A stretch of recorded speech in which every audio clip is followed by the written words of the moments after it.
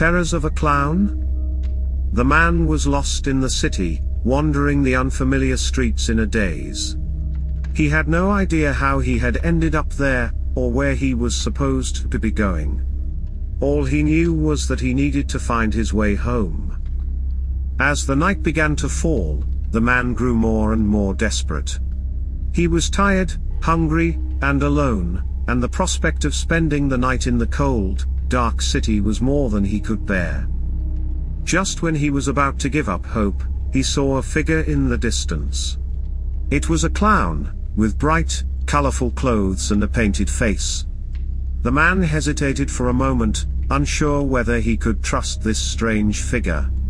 But he was so desperate for help that he decided to take a chance. "Hello there," the clown said in a friendly voice. "You look lost. Can I help you?" The man nodded gratefully, tears of relief welling up in his eyes. "Thank you," he said. "I'm lost. Can you tell me how to get home?" The clown grinned and offered the man his hand. "Of course I can," he said. "But first, let's get out of these cold, dark streets. Follow me." The man followed the clown down a series of winding alleys and back streets, his senses heightened by the eerie silence of the city at night. As they walked, the clown chattered away, telling the man jokes and stories to take his mind off his situation. But something about the clown's demeanor made the man uneasy. He couldn't shake the feeling that there was something not quite right about his companion. The man noticed that the clown's painted smile seemed to stretch wider than any normal person's should, revealing a mouthful of sharp, jagged teeth. The man also noticed that the clown's hands seemed unusually long and thin, with sharp, curved nails that looked more like claws. Despite his growing unease, the man continued to follow the clown, hoping against hope that he would be able to find his way home. But as they walked, the clown's jokes and stories grew more and more twisted, until the man realized with a start that he was in grave danger. The clown led the man to a grating in the ground and gestured for him to follow him down into the sewers.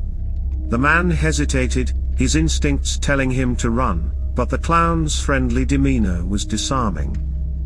As they descended into the darkness, the clown's true nature was revealed. His eyes glowed with a sinister light, and his grin stretched wider and wider, revealing a mouthful of razor-sharp teeth.